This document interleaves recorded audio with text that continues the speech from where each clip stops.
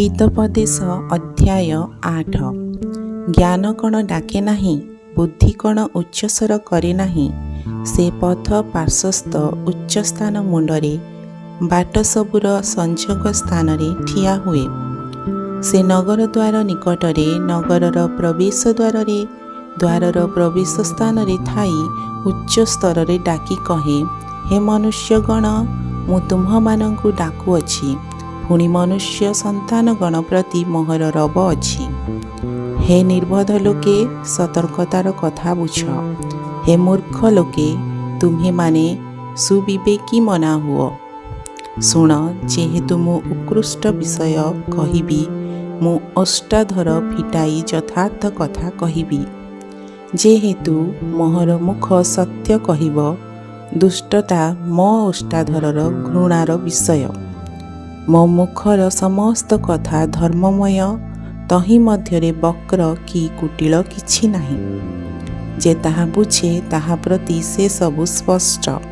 ପୁଣି ବିଦ୍ୟାପ୍ରାପ୍ତ ଲୋକଙ୍କ ପ୍ରତି ତାହା ଯଥାର୍ଥ ଅଟେ। ରୂପା ଅପେକ୍ଷା ମୋହର ଉପଦେଶ ଏବଂ ମନୋନୀତ ସୁବର୍ଣ୍ଣ ଅପେକ୍ଷା ଜ୍ଞାନ ଗ୍ରହଣ କର। ଯେହେତୁ ଜ୍ଞାନ ମୁକ୍ତାଠାରୁ ଉତ୍ତମ ଓ ସମସ୍ତ ଇଷ୍ଟ ବସ୍ତୁ ତାହା ସଙ୍ଗେ ତୁଲ୍ୟ ହେବାକୁ ଯୋଗ୍ୟ ନୁହେଁ। ମୁଁ ପ୍ରଜ୍ଞା ସତର୍କତାକୁ ଆପଣା ବାସସ୍ଥାନ କରିଅଛି। ପୁଣି ଜ୍ଞାନ ଓ ପରିଣାମଦର୍ଶିତା ପାଇଥାଏ। ସଦାପ୍ରଭୁଙ୍କ ବିଷୟକ ଭୟ, ମନ୍ଦତା ପ୍ରତି ଘୃଣା, ଅହଙ୍କାର ଓ ଦାମ୍ଭିକତା ଓ କୁପଥ ଏବଂ କୁଟିଳ ମୁଖ ମୁଁ ଘୃଣା କରେ। ମନ୍ତ୍ରଣା ଓ ତତ୍ତ୍ୱଜ୍ଞାନ ମୋ ଠାରେ ଥାଏ। ମୁଁ ହିଁ ସୁବିବେଚନା, ମୋ ଠାରେ ବଳ ଅଛି। ମୋ ଦ୍ୱାରା ରାଜାମାନେ ରାଜତ୍ୱ କରନ୍ତି ଓ ଭୂପତିମାନେ ଯଥାର୍ଥ ବିଚାର କରନ୍ତି। ମୋ ଦ୍ୱାରା ଅଧିପତିମାନେ ଓ କୁଳୀନମାନେ ଓ ପୃଥିବୀର ସମସ୍ତ ବିଚାର କର୍ତ୍ତୃଗଣ ଶାସନ କରନ୍ତି। ଯେଉଁମାନେ ମୋତେ ପ୍ରେମ କରନ୍ତି, ମୁଁ ସେମାନଙ୍କୁ ପ୍ରେମ କରେ। ପୁଣି ଯେଉଁମାନେ ଯତ୍ନରେ ମୋହର ଅନ୍ୱେଷଣ କରନ୍ତି, ସେମାନେ ମୋତେ ପାଇବେ। ମୋ ଠାରେ ଧନ, ସମ୍ଭ୍ରମ, ପୁଣି ଅକ୍ଷୟ ସମ୍ପତ୍ତି ଓ ଧାର୍ମିକତା ଅଛି। ମୋହର ଫଳ ସୁବର୍ଣ୍ଣ, ହଁ, ଶୁଦ୍ଧ ସୁବର୍ଣ୍ଣ ଅପେକ୍ଷା ଉତ୍ତମ। ପୁଣି ମୋହର ଆୟ ଉତ୍କୃଷ୍ଟ ରୂପା ଅପେକ୍ଷା ଭଲ। ମୁଁ ଧାର୍ମିକତାରେ ମାର୍ଗରେ, ବିଚାରର ପଥ ମଧ୍ୟରେ ଗମନ କରେ। ଆଉ ଯେଉଁମାନେ ମୋତେ ପ୍ରେମ କରନ୍ତି, ସେମାନଙ୍କୁ ସାରା ସମ୍ପତ୍ତିର ଅଧିକାରୀ କରେ ଓ ସେମାନଙ୍କର ଭଣ୍ଡାର ପରିପୂର୍ଣ୍ଣ କରେ। ସଦାପ୍ରଭୁ ନିଜ ଗତିର ଆରମ୍ଭରେ, ତାହାଙ୍କର କର୍ମ ସକଳର ପୂର୍ବରେ ମୋତେ ଅଧିକାର କରିଥିଲେ। ଅନାଦିକାଳରୁ ଅବା ଆଦ୍ୟକାଳଠାରୁ ଅବା ପୃଥିବୀର ମୂଳ ସ୍ଥାପନର ପୂର୍ବରୁ ମୁଁ ସ୍ଥାପିତ ଅଛି। ମୁଁ ବାରିଧି ସକଳ ନଥିବା ସମୟରେ, ନିର୍ଝର ସକଳ ଜଳପୂର୍ଣ୍ଣ ନଥିବା ସମୟରେ ମୁଁ ଜନ୍ମିଅଛି।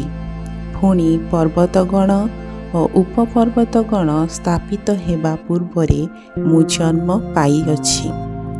ସେ ସମୟରେ ଭୂମି କି ପ୍ରାନ୍ତର କି ଜଗତସ୍ଥ ଧୂଳିର ଅଗ୍ରିମାଂଶ ସେ ସୃଷ୍ଟି କରିନଥିଲେ। ଯେଉଁ ସମୟରେ ସେ ଆକାଶମଣ୍ଡଳ ସ୍ଥାପନ କଲେ, ସେ ସମୟରେ ମୁଁ ସେଠାରେ ଥିଲି।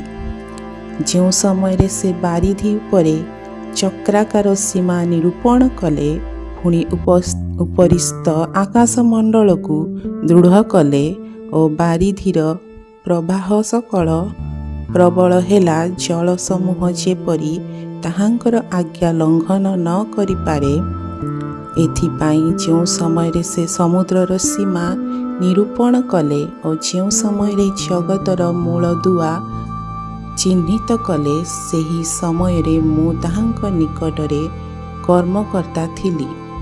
ମୁଁ ପ୍ରତିଦିନ ଆନନ୍ଦଦାୟୀ ହୋଇ ତାହାଙ୍କର ସମ୍ମୁଖରେ ସର୍ବଦା ଆନନ୍ଦ କଲି। ପୁଣି ତାହାଙ୍କର ଭୂମଣ୍ଡଳରେ ଆନନ୍ଦ କଲି ଓ ମନୁଷ୍ୟ ସନ୍ତାନଗଣ ସଙ୍ଗରେ ମୋହର ଆମୋଦ ଥିଲା। ଏ ନିମନ୍ତେ ହେ ମୋହର ପୁତ୍ରମାନେ, ମୋହର ବାକ୍ୟ ଶୁଣ। ଯେହେତୁ ଯେଉଁମାନେ ମୋହର ପଥ ଧରନ୍ତି, ସେମାନେ ଧନ୍ୟ। ଉପଦେଶ ଶୁଣି ଜ୍ଞାନବାନ ହୁଅ, ପୁଣି ତାହା ଅଗ୍ରାହ୍ୟ କର ନାହିଁ। ଯେ ମୋ କଥା ଶୁଣେ ଓ ମୋ ଦ୍ୱାର ନିକଟରେ ନିତ୍ୟ ଜଗି ରହେ, ମୋ ଦ୍ୱାରର ଚୌକାଠ ନିକଟରେ ଅନୁସରଣ କରେ, ସେହି ଲୋକ ଧନ୍ୟ। ଯେହେତୁ ଯେ ମୋତେ ପାଏ ସେ ଜୀବନ ପାଏ ଏବଂ ସଦାପ୍ରଭୁଙ୍କର ଅନୁଗ୍ରହ ପ୍ରାପ୍ତ ହେବ। ମାତ୍ର ଯେ ମୋ ବିରୁଦ୍ଧରେ ପାପ କରେ ସେ ଆପଣା ପ୍ରାଣର କ୍ଷତି କରେ। ଯେ ସମସ୍ତ ଲୋକ ମୋତେ ଘୃଣା କରନ୍ତି ସେମାନେ ମୃତ୍ୟୁକୁ ଭଲ ପାଆନ୍ତି। ପ୍ରଭୁ ଏ ବାକ୍ୟରେ ଆପଣମାନଙ୍କୁ ଆଶୀର୍ବାଦ କରନ୍ତୁ।